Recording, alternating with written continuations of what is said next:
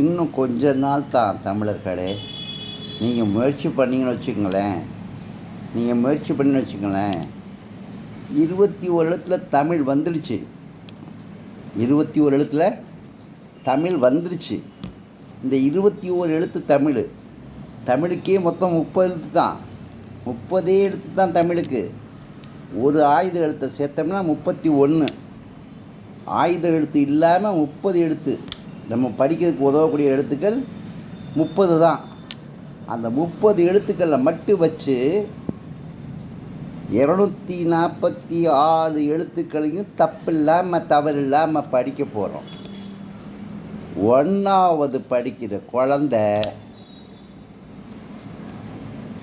2வது போகும் பொழுது முழு தமிழையும் தப்பில்லாமல் தவறில்லாமல் முழுசாக உச்சரிப்பு கோளாறு இல்லாமல் படிக்கக்கூடிய திறமையை வளர்த்துக்கிற போகுது. ஏன்னா 21 எழுத்து தான். 18 மெய்யெழுத்துக்கள், 12 உயிரெழுத்துக்கள். உயிரெழுத்துக்கள் 12, மெய்யெழுத்துக்கள் 18, ஆயுத எழுத்து 1, மொத்தம் 30. இந்த 30 எழுத்துக்கள் தான். இந்த 30 எழுத்துக்களில் 3 உயிர்க்குறிகள். உயிரெழுத்துக்கள் 12 இருக்கு இல்லையா? அந்த 12 உயிரெழுத்தையும் 3 உயிர்க்குறியாக மாற்ற போகிறோம். இந்த 3 உயிர்க்குறி 12 உயிர்க்குறியாக மாறுது. 12 உயிரெழுத்தாக மாறுது. இந்த 3 உயிர்க்குறி 12 உயிரெழுத்துக்களாக மாறுது. இந்த 12 உயிரெழுத்துக்களாக மாறக்கூடிய இந்த எழுத்துக்கள் 18 மெய்யெழுத்துக்களுடன் சேர்ந்து கூடி 246 எழுத்துக்களையும் தப்பில்லாமல் தவறில்லாமல் படிக்க நமக்கு உதவப் போவது. இது நிச்சயமான உண்மை, நடந்துக்கிட்டு இருக்க உண்மை. இதுவரையிலையும் 2,50,000க்கு மேற்பட்ட மக்கள் பார்த்துருக்காங்க. நீங்கள் ஒன்றும் பார்க்கலையா? புதுமை தமிழ், PUTHUMAI,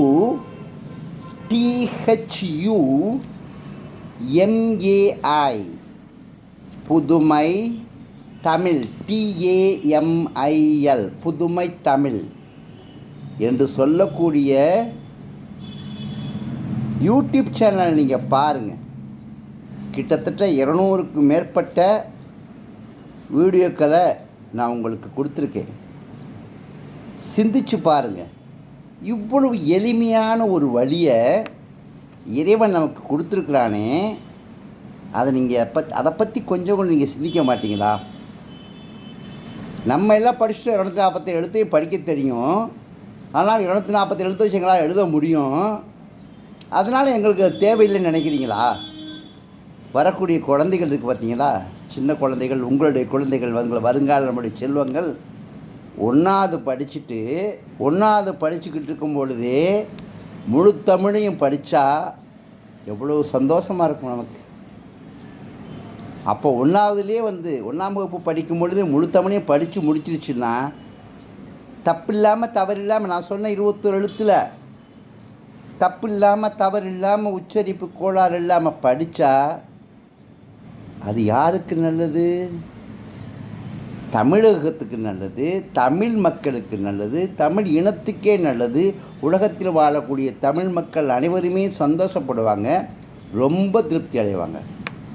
இப்படி ஒரு நிலைமையா? 21 எழுத்து தானா? 21 எழுத்தில் 247 எழுத்தையும் படிக்க முடியுமா? 246 எழுத்தையும் படிக்க முடியுமா? கேட்டாங்க. நான் முட்டாள்தனமாக வளர்றேன்னு சொன்னாங்க. என்னைய முட்டாள்னு சொன்னாங்க. நான் ஏற்றுக்கிட்டேன். அதனால் நான் முட்டாள் ஆகிடுவேனா? அவங்க வாயில சொன்னாங்க முட்டாள்னு, அதற்கான முட்டாள் ஆகிட்டேனா? என்னுடைய தமிழ் இனத்துக்கு நான் கொடுக்க வேண்டிய ஒரு செயலை நான் செஞ்சிட்டேன். என்னுடைய தமிழ் இனத்துக்கு நான் கொடுக்க வேண்டிய ஒரு செயலை செஞ்சிட்டேன். தோன்றீர் புகழோட தோன்றுக, எனக்கு புகழ் இருக்கோ இல்லையோ, நான் செஞ்ச ஒரு நன்மையான காரியம் தமிழக மக்களுக்கு காலமெல்லாம் மிக மிக எளிதாக தமிழை கற்க ஒரு வழி. எத்தனை பேர் வேணாலும் எடுத்து ஆராய்ந்து பாருங்கள். ஆராய்ச்சி செஞ்சு பாருங்கள். உங்களுடைய ஆராய்ச்சியை நீங்கள் வெளியே தெரியப்படுத்துங்க.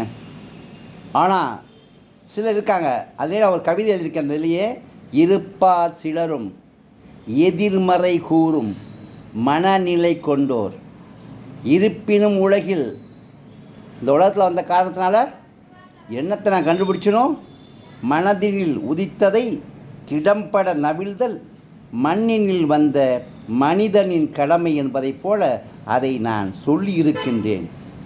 இதை ஏற்றுக்கொண்டால் தமிழக இனத்துக்கே நல்லது. தமிழகமே பூரிக்கும், தமிழக மக்களே பூரிப்பார்கள், உலக மக்கள் எல்லோருமே வியப்பார்கள், தமிழினமே சிறந்தது என்று. பார்த்தீரா, நமது பாரத பிரதமர் மோடிஜி அவர்கள் தமிழை பற்றி கூறியிருக்கின்றால் பார்த்தீர்களா? ஏன் அவரை தமிழை பற்றி கூற வேண்டும்? அவருக்கு கிடைத்த ஆதாரத்தை வைத்துத்தான் அவர் கூறினார். நமக்கு இந்தியாவில் இருக்கக்கூடிய பல நூறு மொழிகளிலே, எத்தனையோ மொழிகளிலே அவருடைய இந்தி பேசுகின்ற இந்தி மொழியை, அவருடைய குஜராத்தி மொழியை சொல்லியிருக்கலாமே. எத்தனையோ மொழிகளிலே நம்மதான் உயர்ந்த மொழி என்று சொல்லுகின்றார்களே உலகத்திலேயே. எல்லாவற்றிலுமே உயர்ந்த மொழி தமிழ் மொழி தான், ஒப்பற்ற மொழி தமிழ் மொழி தான் நிச்சயமாக என்பதை உலகம் விரைவில் சொல்லத்தான் போகின்றது. அதில் உங்களுக்கு ஏதேனும் சந்தேகம் இருக்கின்றதா? ஆராய்ந்து பாருங்கள் அன்பு தமிழ் தோழர்களே, என் தமிழுடைய சொந்தங்களே, என்னுடைய சகோதர சகோதரிகளே. அதை பாருங்கள், அதை கேளுங்கள், அதை தெரிந்து பார்த்து ஆராய்ந்து பார்த்து அதை தெரிந்து கொள்ள ஆசைப்படுங்கள் என் அன்பு சகோதர சகோதரிகளே. நாம் தமிழ் இனத்தில் பிறந்தவர்கள். தமிழுக்கு இணையான எழுத்துக்களை கொண்ட, தமிழுக்கு இணையான சொற்களை கொண்ட, தமிழுக்கு இணையான ஒரு அருமையான வார்த்தைகளை கொண்ட மொழி உலகத்திலேயே இல்லை. ஏனென்றால் நான் தமிழன், அதை சொல்லுகின்றேன் என்று சொல்லுகின்றீர்களா? ஆராய்ந்து பாருங்கள்.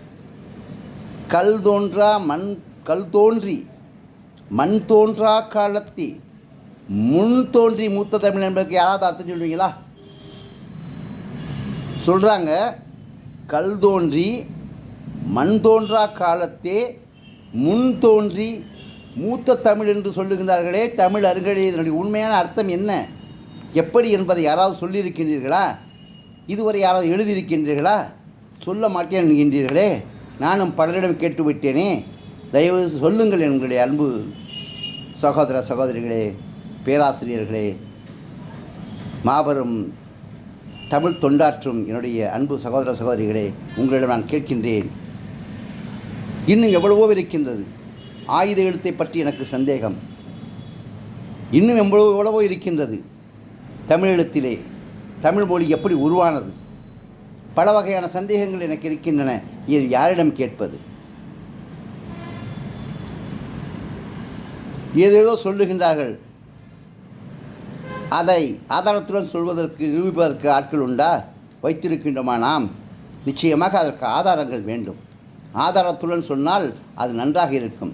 நாம் சொல்லிக் கொடுப்போம் நம்முடைய வருங்கால இனத்திற்கு, நம்முடைய தமிழ்தான் உலகத்திலேயே முதன்மையாக தோன்றிய மொழி. மரபு வழி வந்த அறிவு செல்வங்கள், அறிவு செல்வம் மிக மிக அதிகமாக உள்ள ஒரே மொழி உலகத்திலேயே தமிழ் மொழி என்பதை நம் தமிழ் செல்வங்களுக்கு சொல்லிக் கொடுக்க வேண்டியது என்னுடைய கடமை. நான் சொல்லிவிட்டேன். ஆராய்ந்து வாருங்கள் உண்மையா பொய்யா என்று. நன்றி, வணக்கம்.